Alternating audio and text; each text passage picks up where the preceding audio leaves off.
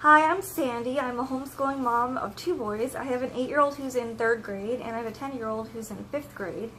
And today I'm going to be going over what curriculum we are using for language arts, and also what we've used last year and what we liked and didn't like.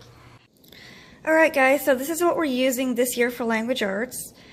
And language arts has been kind of a sore subject for my kids. I pulled them out of public school 2 years ago, and they've hated language arts. Public school kind of taught them to hate it. It just pushed them too far at such a young age to do large amounts of writing assignments. So I found this Language Lessons for Living Education from Master Books this year, and this has been so awesome. My kids do not mind doing language arts at all this year. And I feel like it's kind of written for them. The lessons are really short and to the point. There's weekly stories that have like little life lessons. And the best part that I love about this is it's all the language arts subjects in one spot. You've got spelling, you've got composition, vocabulary. Lessons are written so easy that my kids can both understand what it's asking and pretty much do it on their own. So this is my 3rd grader. Since he's got horrible handwriting, I'm starting him off at level 2. And he does 1 lesson a day. And I usually rip these out and I put them in a binder to make it easier for my kids. Let me show you an example of a week.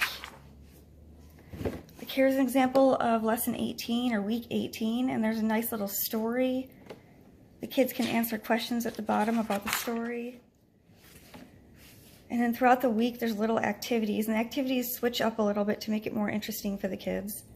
And I like how there's pictures throughout. And here is day 3.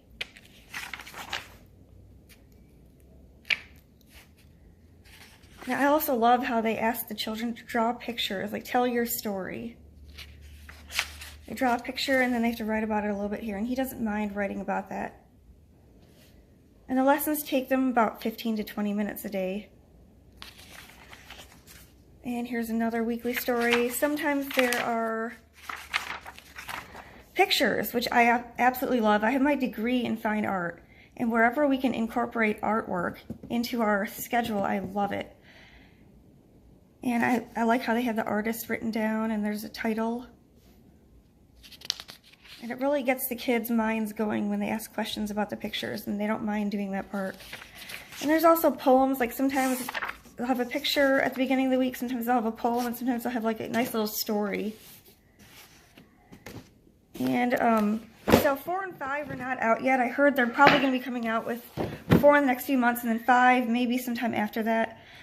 So I would have preferred to have my son start off, my 10-year-old, I would have preferred to have him start off at level 4, but it's not out yet. And because it is a new curriculum, I just started him off at level 3.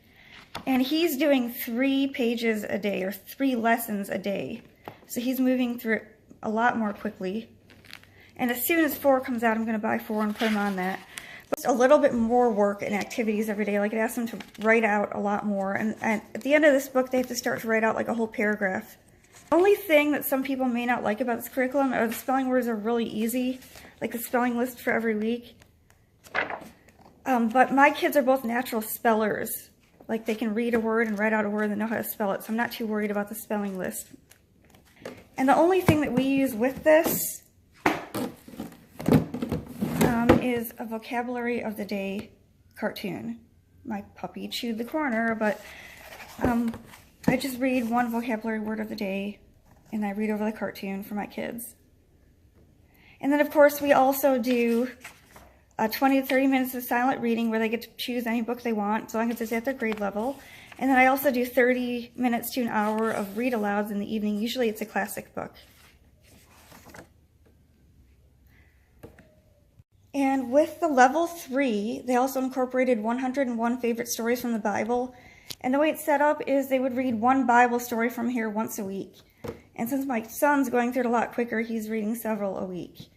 And I believe the way this whole program was set up was by the time they're done with the level 3, 4, and maybe 5, they've read through this whole book. For the level 2, in addition to the book work, they have 1 other activity. They've got a list of spelling words every week, and they have to go through these pages here and create a dictionary. They write the spelling word and then draw a picture for it. So I have my son do 2 or 3 words a day, so I break it up daily. And by the end of the year, they'll have a whole dictionary done. And then the level 3, my son writes his spelling words for the week on these cards. And then he turns it into a little story. You don't have to, it's not part of the curriculum, but he... So what we used for the majority of the year last year was Trail Guide to Learning Path of Exploration. And my kids found it pretty nice to do it sometimes, and other times they were really bored. And let me show you how it's set up. Everything you need for different grade levels is in this one book. And in addition to that, you have to get the student workbook pages. And you've got a separate student notebook pages for each grade level. So I had the 3rd grade and the 5th grade. And my 2nd grader was actually doing the 3rd grade, and he was able to handle it fine. You could always modify it a little bit to make it easier or harder for your child. And the way it's set up is each activity has the different grade levels by a different animal paw. This would be 3rd grade, this was 4th grade, and this was 5th grade. So it's very easy for the parent to use. It doesn't really require a lot of prep work on the parent's part.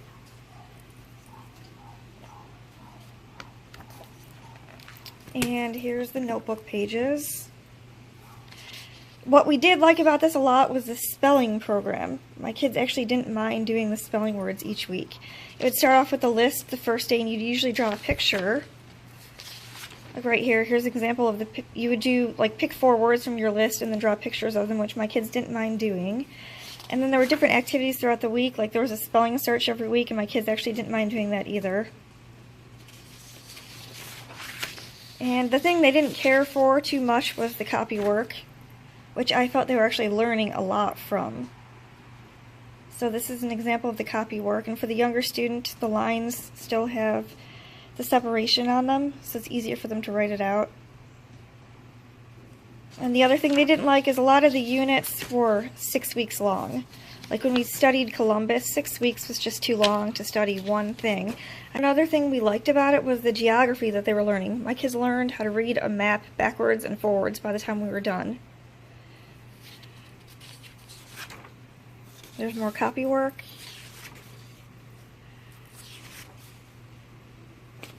And I felt like the grammar was not heavy enough in grammar, and my kids were just not learning too much about the grammar aspect of the language arts. And that's another reason why we're not going with it this year. So here's another book that came with the Trail Guide to Learning package. It's a Profiles from History book, and this is one that we really enjoyed using. Like on days when we had a lot of activities going on and we couldn't do a full lesson, I would pull this out and we would do a lesson in this. And it's about different famous people throughout time, and I'd usually pick a famous person in the time period we were studying. And here's a few of the people. So this was one book that I'm holding on to. And here's some of the you can use them for read-alouds, or you can have the child read on their own. Stories of the Pilgrims and Surviving Jamestown. We read through this book, but my children found it a little bit boring just because there weren't too many pictures. And I actually read through it at nighttime for like 30 minutes to an hour every night before we all went to bed. And there were interesting stories in here, it was hard to get through just because there were no pictures and they weren't too excited with it. And here's another one. And we're mainly not using it because they found 6 weeks too long for a unit study. And also the science was not bulky enough in there. I felt like they weren't retaining too much science information. And the grammar, for them, it wasn't working out too well. So we have tried Easy Grammar, and I think I have an older version of the Easy Grammar that's out there in the market right now. We had actually tried it last year, and my son found it really boring, so I saved it, and we gave it a try again this year, and again he found it boring. So we're not going to be using it anymore. What I did was I took the entire book apart, and I put a hole punch in it so I can put it in a binder, and then he can take it out easier and work on the worksheets. And here's just an example of a lesson. They have all the answers on one page, and then right across from it is the actual lesson. And my son kind of found this boring. It was just working way too long on the same subject. I guess you work on one subject until you master it. And when we got to punctuation, we were working on it for like 5 weeks, and he was just so bored with it. And I was getting really bored teaching it to him also. And one other thing that we've tried has been Spectrum Spelling, which we're not using right now, but we have used. I've got the 5th grade and the 3rd grade.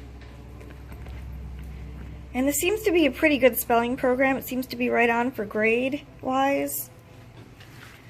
And also with this, I ripped out all the pages. They're easy to rip out and do a hole punch for a binder. So I've got these ripped out right here. And this is the 3rd grade. This is just a typical week. All the weeks are similar. On day 1 for the week, you have your spelling words and you just write them out. And then day 2, you start with activities with your spelling words. It's usually a fill in the blank for day 2. Day 3, here's some more activities.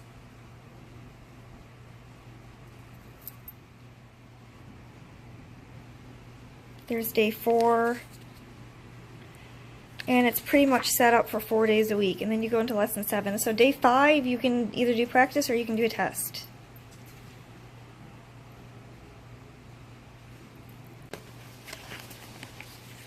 And one other thing that I'm just going to mention that we've used last year that my 2nd grader loved. And I think this is kind of hard to find, but it's a Little Critter Reading Comprehension Grade 2. I'd actually picked this up in a thrift store. And my 2nd grader actually loved doing this, and he hates language arts. And every page is set up where you read a story, and then you answer questions on it. And the story continues throughout the whole entire workbook. So my kids have about 20 to 30 minutes a day of silent reading, and that's in addition to the language arts that they do, or any reading that they do during language arts. And right now, my 10-year-old 5th grader is going through the Diary of a Wimpy Kid books. He started them last year, and he's going to finish them up this year. This is what he picked to read. When my kids got out of public school, they hated reading, so I let them pick whatever they want for silent reading, as long as it's at their grade level or above. And so my 3rd grader, who's 8 years old, he's going through the Berenstain Bears books. And these are all 3rd and 4th grade level. And I've got a huge stack here that I picked up on eBay since we don't have a library here in town. There is a website called Advanced Reader. If you Google AR Book Finder and then you type in the book into the website, it will tell you which level the book is at, or which grade level. Like, for instance, this was 3.7. 3 is always for the grade level, and 0.7 tells you like how far into the year. So if it's 3.5, you know it's halfway into the year. They would be reading it. And then every day we also do read alouds for 30 minutes to an hour before they go to bed at night. And right now for read aloud, we are reading The Swiss Family Robinson, or I'm reading it to the kids. And I picked this book because it is a classic and it has a bunch of pictures in it. And I actually found this at the Goodwill. See, there's lots of colored pictures that are really drawn nicely. When I try to do classics at bedtime, because my kids really don't enjoy reading them for silent reading. And also for reading right before bed, sometimes we read these interactive history adventures where you can choose your own future. And here's 2 that we've read, Colonial America and the Titanic. And we'll usually read this to correspond with whatever history lesson we have going on. And there's lots of photographs and pictures throughout. At the bottom of the page, it will give you an option, like over here. And you get to choose your own path you take. And then you'll just flip to whatever page you pick.